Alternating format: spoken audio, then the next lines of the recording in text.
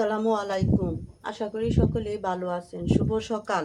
আজকে আমি রান্না করব লতা দিয়া কাঁঠালের বিচি দিয়া চেপার তরকারি। সাথে নিয়ে নিছি চেপা, নিয়ে নিছি সাথে নিয়ে নিছি রসুন, 4টা বোম্বাই মরিচ আর 3-4টা কাঁচা মরিচ। কাঁঠালের বিচিগুলো এখন বাইচা নিব, সাথে থাকুন।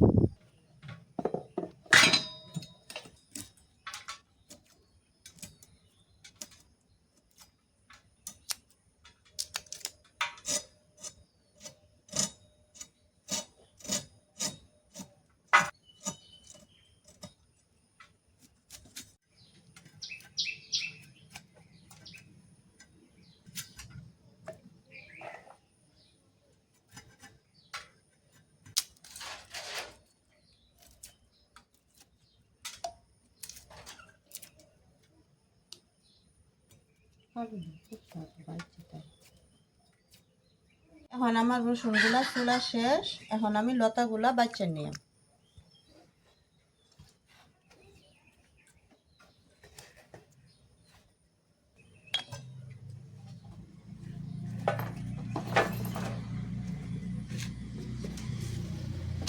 লতা এখন আমার বাছা শেষ। এখন আমি সবগুলা একসাথে ধুয়ে নিয়ে এই যে লতির জন্য চাপাগুলা ধুয়ে নিছি। এখন আমি সেচা নিয়াম। এই যে সাথে নিয়ে নিছি 3টা বোম্বাই মরিচ, দিয়া দিছি রসুন, সবগুলাই এখন আমি সেচা নিয়াম।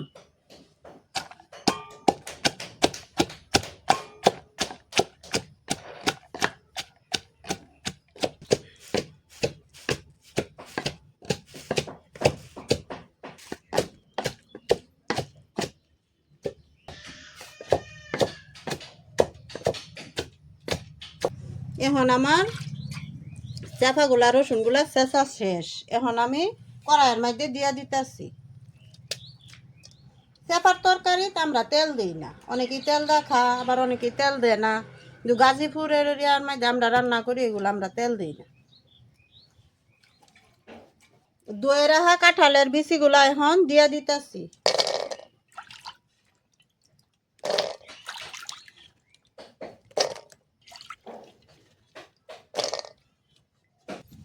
দিয়া দিতেছি পরিমাণ মতো লবণ,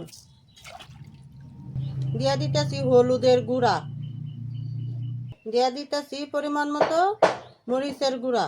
জাল কম খাইতে আঙ্গরে একটু দিয়া দিতেছি হালকা একটু পানি দিয়া এভাবেই কষায় নিয়াম। বিচিটা তো একটু সময় লাগে সিদ্ধ হইতে, লাগে আগে কষায় নিয়াম। লতাটা তাড়াতাড়ি হয়ে যাবে, কষানি হইলে লতাটি দিয়া দিয়াম। আর একটু পানি লাগবে।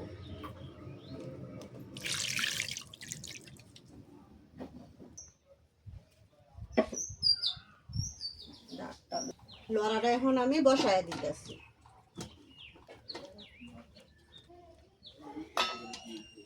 গুঁড়া দিলাম। এখন আমি তরকারিটা লাড়াটা দেখে নিতেছি বিচিগুলা সিদ্ধ হয়েছে কিনা। কষানির জন্য বসাইছি যে।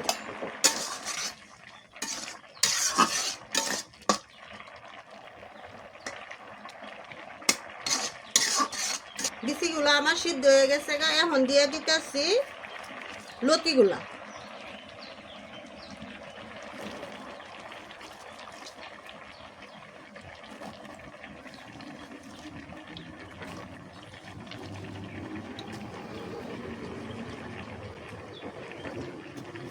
সবগুলা একসাথে মিক্সচার করে নিতে। এখন আমার মিশানোর শেষ। এখন আমি তরকারিটা ডাইকা দিতেছি।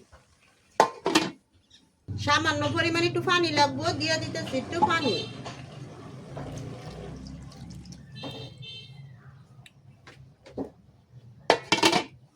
তরকারিটা লাড়া দিয়া দেখে নিতেছি।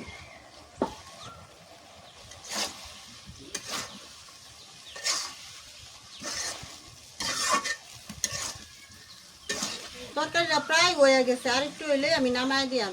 এই যে বিচিগুলা দেন কত সুন্দর সিদ্ধ হয়ে গেছে। লতিগুলা জড়জড়া রয়েছে। একসাথে যদি বিচির সাথে দিয়ে দিতাম তাহলে লতিগুলা নরম হয়ে গেল, একদম গলা গেল। তরকারিটা আমার হয়ে গেছে, নামায় নিতেছি।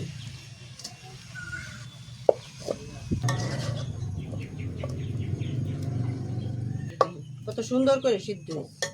তরকারিগুলি এখন আমি বাটির মধ্যে বাইরে নিতেছি।